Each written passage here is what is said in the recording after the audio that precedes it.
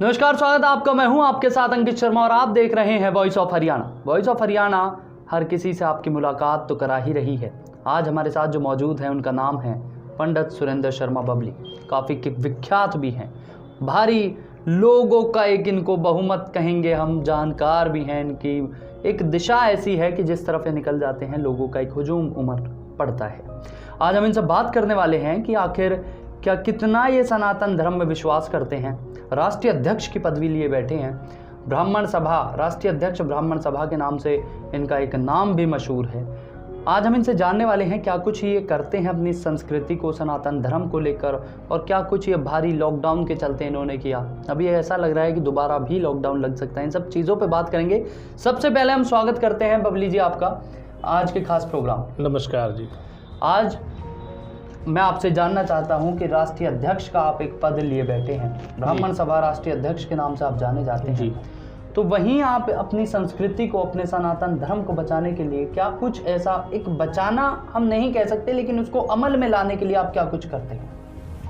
देखिए, सबसे प्रथम तो हम ब्राह्मण जी, परमात्मा साकार स्वरूप और ब्राह्मण उपाय जी, जो सृष्टि ने और जो वेदांत में वेद व्यासी ने लिख दिया वो अटल सत्य है, परंतु उसको साधने का दूसरा नाम ब्राह्मण है जी। तो हमारी सबसे पहले तो हम सनातन धर्म को मानने वाले हैं जी। और सनातन धर्म ही सर्वोपरि हमारा धर्म है। सप्तद्वीप 9 खंड ये भरत खंड के अधीन आते हैं। आज चाहे कोई भी ये विभिन्न देश बन गए, विभिन्न प्रांत बन गए, परंतु सप्तद्वीप 9 खंड ये सनातन धर्म के अधीन है। और सनातन धर्म की जहाँ तक बात है, उसके बाद हमारी जो दिनचर्या और हमारा जो स्नेह है वो आती है मानवता जी। मानवता हमारी जाति है, सनातन हमारा धर्म है जी। आपने मानवता का नाम लिया। मैं मानवता से ही एक ऐसी चीज़ अब मैं अपने दर्शकों को भी बताना चाहूँगा कि लॉकडाउन की एक भारी ऐसी स्थिति थी जिसमें हर कोई अपने घर में छिपा बैठा था, लेकिन उस टाइम पंडित सुरेंद्र शर्मा बबली जीव जंतुओं को ज़्यादातर चारा डालते हुए, कहीं गाय दिखती हो, कहीं बंदर दिखते हो, जानवर दिखते हो, कुछ भी हो, ये ज़्यादातर सेवा भाव से नज़र आए। वहाँ आपकी ये मानवता कहीं ना कहीं ये सोशल स्टंट था, या आप सच में वहाँ पे कहीं ना कहीं उनके लिए कुछ ना कुछ करने का आपका विचार था?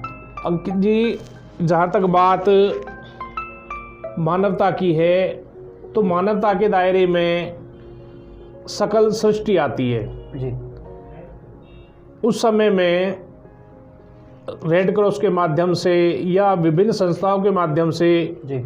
मानव तक तो ये सारी बातें ठीक थीं, परंतु उस व्यवस्था में जैसे बंदर हैं, गाय हैं जी, कुत्ते हैं, बिल्ली है, हमने अपनी दिनचर्या में जी, चाहे वो विचरण करने वाला जीव सांप हो, उड़ने वाला कबूतर हो, जी, बत्तख हो, मुर्गी हो, और चलने वाली चाहे बिल्ली है, कुत्ता है, जी, जो भी जीव हमें मिला हमने उनका आत्मिक भाव से जी, भरण पोषण किया।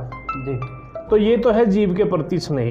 जी, और उसके बाद देखिए, ग्रंथ सतयुग काल से हम प्रेरणा भगवान परशुराम जी को अपना आदर्श मानते हैं। जी, त्रेता में भगवान श्री राम का चरित्र जी, और द्वापर में भगवान श्री कृष्ण का। जी, देखिए, भागवत परिवर्तन सृष्टि का नियम है, ये भागवत कहती है। जी, और मैं एक अध्याय जी, डेली पढ़ता हूँ और उसका चिंतन मनन शाम तक अनुभव साझा करता हूँ। कहीं ना कहीं आप उसको प्रैक्टिकल हाँ, तौर पर भी हाँ, अपने जीवन में ये नहीं कि भाई मैंने पूरी एक किताब पढ़ ली और दिमाग में बैठा नहीं कुछ भी, जी, या मेरे भाव परिवर्तित नहीं हुए। तो मैं एक अध्याय पढ़ के और उसका शाम तक चिंतन मनन और एक अनुभव साझा करता हूँ। आपने भगवान परशुराम का नाम लिया, जो ब्राह्मणों में कहीं ना कहीं आदर्श भी माने जाते हैं। फरसा वो रखते थे, उनको पहले उनको शायद पुरुषोत्तम कहा जाता था, राम उनके आगे, राम पुरुषोत्तम राम उनको कहा जाता है कहीं जी। इसी चीज़ को देखते हुए आज के युवा कहीं ना कहीं मुझे भटके से दिखाई देते हैं। कहीं ना कहीं अपनी एक जाति विशेष को लेकर अगर कहीं उनको कोई बात रखनी हो वो ब्राह्मण समुदाय को दिखाना चाहते हो तो फरसा लहराने का वो काम करते हैं। ये कितना सही है और कितना गलत? देखिए, फरसे का जो प्रारूप था भगवान परशुराम जी का, अनन्य भक्ति भगवान शिव की जी। तो उन्होंने वो परशु उनको दे दिया जी परशु प्लस राम, जी। ये जोड़ के हो गए भगवान परशुराम जी। और परशुराम जी ने जब आताताइयों का एक जमावड़ा जी। और जगह जगह कुरीति बढ़ी तो उस फरसे का इस्तेमाल किया, जी। जो कि एक तर्क संगत भी था, न्याय संगत भी था। जी। हम ये दिखावा करें वो बिल्कुल गलत है, जी। ये नहीं, हमें नहीं करना चाहिए। युवाओं को आप ऐसा क्या संदेश देना चाहेंगे कि अगर वो ब्राह्मण है भी तो क्या कुछ ऐसा वो मतलब कहीं ना कहीं ज़्यादातर गाड़ियों पर भी ब्राह्मण या ये सब करना कितना ज़रूरी है और कितना नहीं, ये भी आप थोड़ा सा बताइए। देखिए, एक तो है दिनचर्या जी। और एक है दिखावा। जी। हम दिखावे के बिल्कुल खिलाफ हैं, जी।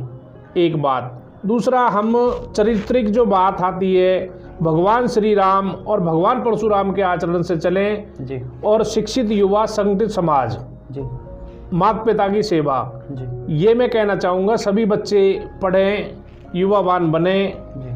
ताकि जीवन सफल हो। इस दिखावे में कुछ भी नहीं रखा। हमें घूम के फिर के अपने पारिवारिक, सांस्कृतिक और जो सनातन धर्म है उसके अनुपालना के मुताबिक ही ज़िंदगी जीनी चाहिए ताकि भविष्य में कोई दिक्कत किसी भाई को ना आए। तो ये थे हमारे साथ पंडित सुरेंद्र शर्मा बबली, ब्राह्मण सभा के राष्ट्रीय अध्यक्ष, जिन्होंने आज किस तरह बताया कि वो अपने जीवन में भी डेली हर दिन एक भगवत गीता का अध्याय जरूर करते हैं और उसको चिंतन मनन का मतलब है कि सुबह से लेकर शाम तक उसके बारे में कहीं ना कहीं सोचना और समझना।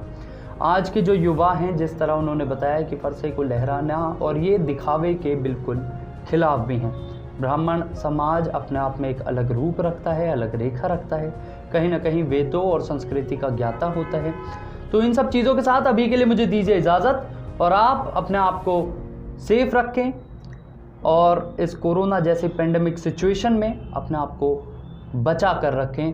कहीं किसी के संपर्क में आएँ तो थोड़ा दूरी बना के रखें। अभी के लिए मुझे दीजिए इजाज़त और आपका हमसे जुड़ने के लिए बहुत बहुत धन्यवाद। जय हिंद, जय भारत, जय भगवान परशुराम। जी, शुक्रिया।